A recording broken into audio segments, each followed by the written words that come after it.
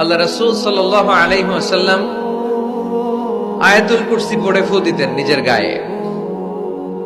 সূরা ইখলাস, সূরা ফালাক, সূরা নাস তিন কুল পড়ে ফু দিতেন। সূরা ফাতিহা পড়ে ফু দিতেন। এগুলো পড়ে হাত দুটো মিলাবেন, হাতে ফু দিয়ে মাথা থেকে পা পর্যন্ত মাসে করবেন। It's a protection from your Lord. জিন ভূতের আসর, ব্ল্যাক ম্যাজিক, জাদু টোনা, বান মারা, জাদু ঝাড়ু যাই হোক, তো এগুলো কিন্তু মারে, বান মারে, জাদু টোনা করে, ব্ল্যাক ম্যাজিক করে। এগুলো থেকে আমাদের সোনামণিদেরকে আমরা প্রোটেকশন করাবো কিভাবে? ওদেরকে শিখাই দিব। সূরা ফাতিহা পড়ে, আয়াতুল কুরসি পড়ে, তিন কুল পড়ে তুমি হাতের মধ্যে ফু দিবা। ফু দিয়ে মাথা থেকে পা পর্যন্ত তুমি নিজেই মাসেহ করবা। তোমাকে প্রোটেকশন দিবে কে? আল্লাহ রাসূল সাল্লাল্লাহু আলাইহি ওয়াসাল্লাম বলেছেন, মান ক্বারাআ আয়াতাল কুরসি দুবুরা কুল্লি সালাতিন মাকতুবাতিন লাম ইয়ামনা'হু মিন দুখুলিল জান্নাতি ইল্লাল মাউত।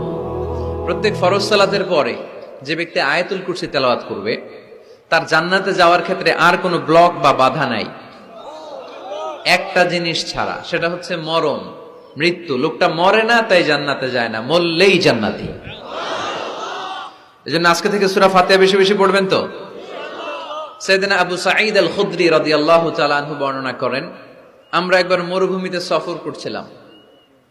হঠাৎ দেখলাম মানুষের জটলা ডিঙ্গিয়ে ভেতরে যেয়ে দেখি এক লোক শুয়ে আছে, আর অন্য লোকেরা মন্ত্র পড়ে ফু দিচ্ছে। উল্টা পাল্টা মন্ত্র পড়ে ফু দেয় না, সুমন্তর সু, কালিকুত্তার গু। আমরা ছোটবেলায় শুনতাম বাচ্চারা এরকম ছুমন্তর ছুমন্তর ছুমন্তর ছু, কালিকুত্তার। এগুলো পড়ে ওরা মন্ত্র পড়তো। তো উনি যে দেখলেন কি কি মন্ত্র পড়ে এই লোককে ফু দিচ্ছে, উনি বললেন কি হয়েছে? সবাই বলল, আমাদের নেতা সাইয়্যিদুল হাই, হাইমানি গোত্র, এই গোত্রের নেতা সাপ কামড় দিয়েছে, বিষে এমন নীলাভ হয়েছে দেহ, মনে হয় মারা যাবে। কি করা যাবে? তোমরা কি কোনো রুকিয়া ঝাড়ফুঁক জানো? উনি বললেন জানি। তাহলে আসো একটু ঝাড়ফুঁক করো। উনি বলল শর্ত আছে, আমাদেরকে ছাগল দিতে হবে, এক পাল ছাগল। আরেক বর্ণনায় এসেছে 30টারও অধিক ছাগল। সবাই বলল, আমাদের নেতা, এর যদি কিছু হয়ে যায় আমরা নেতৃত্ব শূন্য হয়ে যাব, ছাগল লাগুক আর ওট লাগুক, তুমি আসো। বাড়ি বাড়ি যে ছাগল এনে, ছাগল রেডি। সাইয়েদনা আবু সাঈদ আল খুদরি রাদিয়াল্লাহু তাআলা আনহু পড়তে আরম্ভ করলেন, আলহামদুলিল্লাহি রাব্বিল আলামিন আর রহমানির রহিম মালিকি ইয়াউমিদ্দিন ইয়্যাকা না'বুদু ওয়া ইয়্যাকা নাস্তাঈন اهدنا الصراط المستقيم صراط الذين أنعمت عليهم غير المغضوب عليهم ولا الضالين পড়েন আমিন। উনি এটা পড়ে ফু দিলেন। ফু দিতে দেরি, মুহূর্তের মধ্যে সোয়া লোকটা বসে গিয়েছে। আবার ফু দিছে, এবার দাঁড়ায় গেছে। আরেকবার ফু দিছে, হাঁটতে শুরু করছে, একেবারে সুস্থ। সবাই তো অবাক, টাসকি খেয়ে গেছে। আবু সাঈদ আল খুদরি রাদিয়াল্লাহু আনহু বলে, টাসকি পরে খাও, আগে ছাগল দাও। কারণ ছাগল দেওয়ার কন্ডিশন ছিল না, ওরা ছাগল নিয়ে আসছে।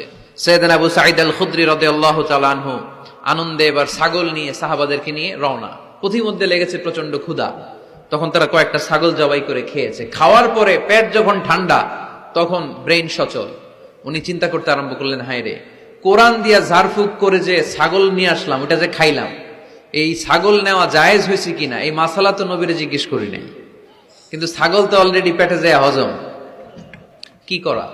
মদিনাতে যে জিজ্ঞেস করবো। মদিনায় যেই আল্লাহ রাসূল সাল্লাল্লাহু আলাইহি ওয়াসাল্লামের দরবারে যে জিজ্ঞেস করলেন, ইয়া রাসূলুল্লাহ, এমন এমন ঘটনা, ঝাড়ফুঁক করে আমরা ছাগল এনেছি, এটা কি জায়েজ হয়েছে?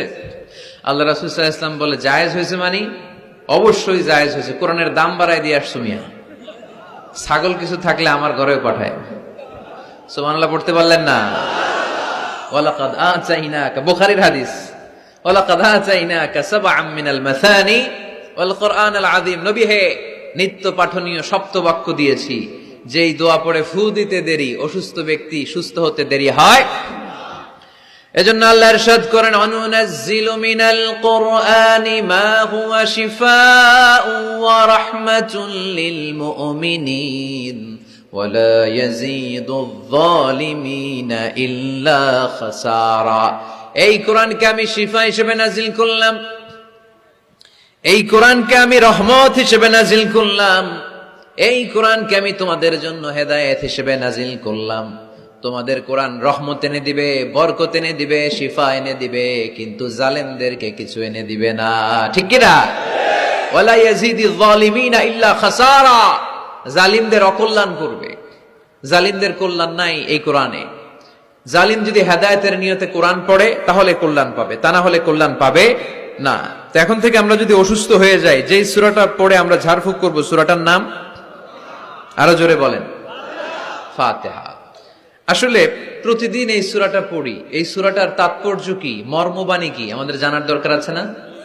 কিন্তু আমরা অনেকেই জানি না। জানি আরব বিশ্বে দেখবেন, ওনারা যখন তারাবির সালাত পড়ে, আযাবের আয়াত আসলে কাঁদে, জান্নাতের আয়াত আসলে দরাজ গলায় তেলাওয়াত করে। আপনারা কি করেন?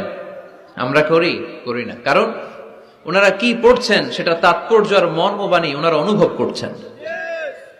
গত বছরের আগের বছর না, গত বছর আমি হজে শায়েখ আব্দুর রহমান আসুদাইসির পেছনে নামাজ পড়লাম। উনি যখন সূরা কুরাইশ তেলাওয়াত করছেন, ফালিয়াবুদু রাব্ব হাযাল বাইত, এটা বলে তিনি কেঁদে দিলেন।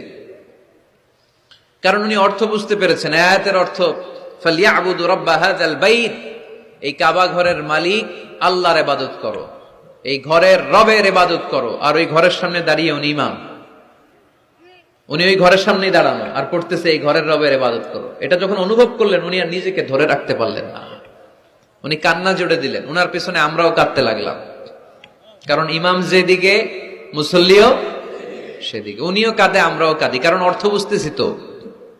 আবার জান্নাতের আয়াত আসলে এমন সুরের ঝংকার তুলে তিনি তেলাওয়াত করে, মনে হচ্ছে যেন এখনই উপর থেকে রহমত নাজিল হচ্ছে। ঠিক কিনা?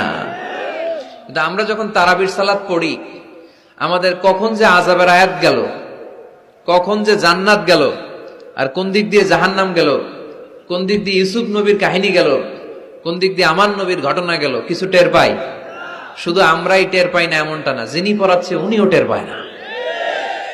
ঠিক কিনা? এজন্য আমাদের চোখ দিয়ে দাঁড় দাঁড় করে পানি নামে না, আমরা অশ্রুসিক্ত হই না। জান্নাতের আয়াত আসলে আমাদের মজা লাগে না, কোরআনটারে মজা লাগাইতে হবে। ঠিক কিনা? বুঝতে হবে মাতৃভাষায়। স্মার্টফোন ইউজ করেন কারা কারা দেখি? ওরে আল্লাহ, সবাই স্মার্ট তো দেখি, এত স্মার্ট মানুষ এখানে থাকে। তো এই স্মার্টফোনের ভেতরে কিন্তু কোরআনের অ্যাপস ডাউনলোড করা যায়। কোরআনের অ্যাপস ডাউনলোড করবেন, করে আপনি পড়বেন, যা বলার আল্লাহ সব বলে দিয়েছে, নতুন করে আর কিছু বলবে না। বলবে? এই কোরআন শুরু হয়েছে বিসমিল্লাহির রহমানির রহিম দিয়ে, বা দিয়ে, আর শেষ হয়েছে যে সূরা দিয়ে, সূরাটার নাম সূরাতুন নাস। ওই সূরার শেষ আয়াতটি এরকম, মিনাল জিন্নাতি ওয়ান নাস, শেষে সিন। বা আর সিন মিলালে কি হয়? বাস। এবার বাসে চড়ে কিশোরগঞ্জ শহর যাবেন? এই বাস কি ওই বাস না, এই বাস মানে যথেষ্ট, বাস মানে এনাফ, সাফিসিয়েন্ট। মাঝে মাঝে এরকম হয়, আমরা খাচ্ছি, আমাদের পাতে খাইতে পারি না, আরো তুলে দেয়, কারণ হুজুর একদিন পাইছে, খাওয়াই আজকে মাইরা ফেলবে। তো আমরা বলি বাস বাস, আর লাগবে না ভাই, আর পারছি না, বাস মানে যথেষ্ট আমার জন্য। তো আল্লাহ বুঝাতে চাইলেন 30 পারায় যা দিয়ে দিছি হেদায়েতের জন্য, বাস যথেষ্ট, নতুন করে কোনো কথার দরকার নাই। চিল্লায় বলেন ঠিক কিনা?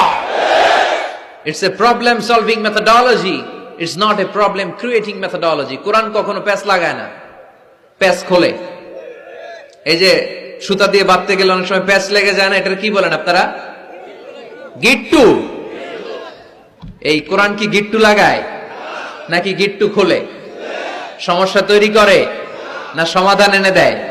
সমাধান চাও যদি জীবনে মরণে, ফিরে যাও খোঁজে নাও, চোখ রাখো কোরআনে। ঠিক কিনা?